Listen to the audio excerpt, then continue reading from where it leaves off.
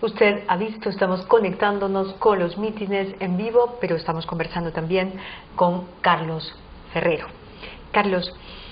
Yo no pude terminar algo que dijiste hace un minuto, que se le culpaba a Toledo de haber levantado el tema de la corrupción y que por eso entonces mucha gente ahora pensaba que había que resolverlo de maneras drásticas y que era contraproducente. Votando por Humala. Pero no levantado, sino que había reducido todo al tema de la corrupción. No, el tema de la corrupción ha sido colocado en el debate político por las encuestas que se le hacen a la gente diciéndole cuál es, en su opinión, el problema más grave del Perú. Entonces, como todas las encuestas decían eso, por eso es que se encuentra presente en el debate político. Claro, no es pero una cosa... la respuesta de la encuesta obedece a una andanada de la prensa caviar que levantó el tema para vender. Porque, en efecto, hay corrupción, claro que hay corrupción, pero, digamos, ¿ha sido la corrupción todo lo que ha habido en estos últimos años? No me parece que sea exacto decir que es la prensa caviar.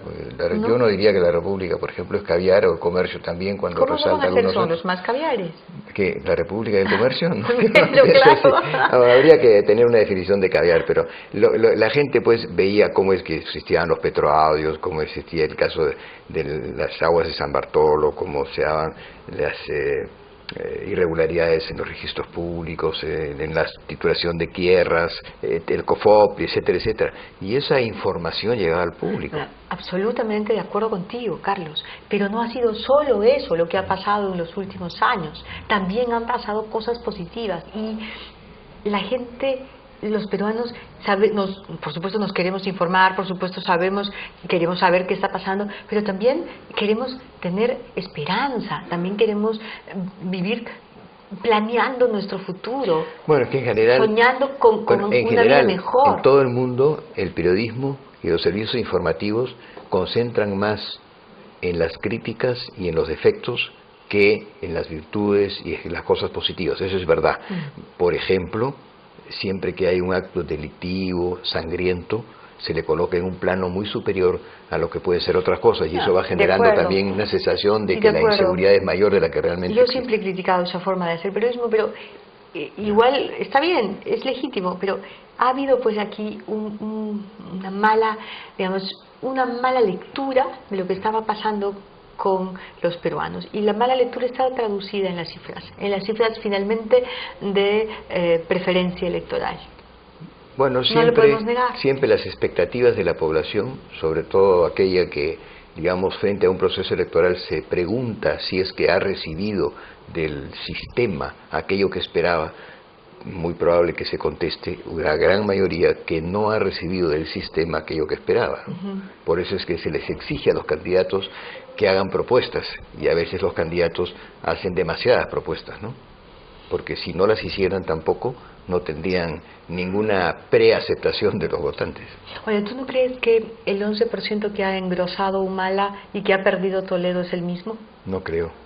Yo creo que Humala le ha sacado varios y también le ha sacado a los indecisos. Por lo demás, sostenemos hoy, y las cifras lo dicen, que hay un empate entre tres, ¿no? Kuczynski, Keiko y Toledo.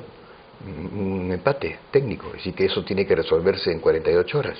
Ojalá que los indecisos se den cuenta que un gobierno que postula a una persona con experiencia, un modelo sensato, que quiere hacer las cosas mejor de lo que las ha hecho y que está proponiendo algunas alternativas interesantes que creo que el país las recibe bien, como el incremento salarial, como es fuerzas impulsadas de la seguridad, modificación de los programas sociales, los maestros, la nutrición, etcétera, etcétera.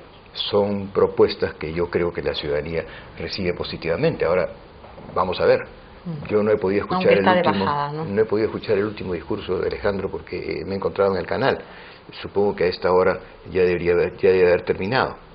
Pero sí he escuchado una parte de los discursos anteriores a él, por razones de horario, que es el de Keiko y el de Kuczynski, ¿no?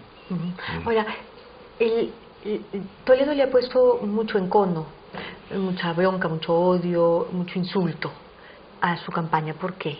Bueno, en realidad los matices de adjetivos se han dado por todos lados. Pero ese no es un consuelo.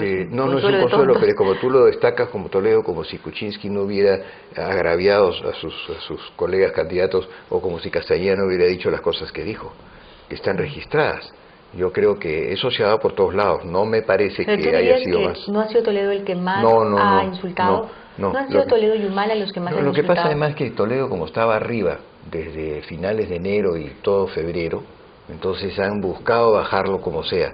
Y a veces la reacción pudo haber sido muy fuerte porque se sentía atacado de distintos lados, ¿no? Generalmente los ataques son más al que va primero, y en enero y febrero el que iba más adelante era Toledo. Tú, Carlos, has tenido una experiencia, vamos a hablar de la composición del Congreso. El Congreso definitivamente va a ser una mixtura total, no va a haber mayoría para nadie. Aunque Ollanta pudiera tener, digamos, un empujón enorme para la primera vuelta, no va a tener ni siquiera mayoría, ni va a llegar a la mayoría, ¿no es cierto?, en el Congreso. ¿Cómo podría ese Congreso, en efecto habrá humalistas en un porcentaje, pero los demás no serán? ¿Cómo podría ese Congreso contener un gobierno autoritario si Humala fuera, Dios no lo quiera, a llegar al poder? Yo lo primero que haría es casaría el Congreso con el Ejecutivo. O sea, haría que el Ejecutivo incorpore... Pero te estoy preguntando qué pasa si es que es Humala el presidente y el Congreso sería nuestra única esperanza. Suponiendo que ocurriera eso, o que Toledo fuera el presidente en su gabinete debe incorporar a las fuerzas del Parlamento, de tal manera que entre el gabinete ministerial, o sea, el Ejecutivo, y el Parlamento hay una correlación de fuerzas.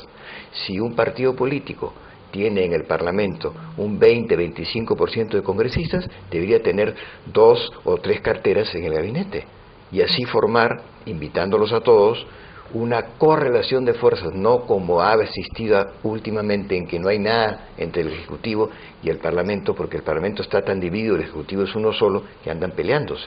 Eso es lo que yo he sugerido, que haya una concertación también al interior del Congreso, para que las votaciones se hagan en función del peso que cada grupo político tiene dentro del Parlamento. Y también he mencionado, que no ha habido oportunidad de sostenerlo, que ese acuerdo entre los grupos que ahora están peleados, que se han encontrados en el sentido de pleito, y que van a ser principalmente 5, esos grupos comiencen por ponerse de acuerdo con la agenda legislativa. El reglamento del Congreso establece que al inicio de la legislatura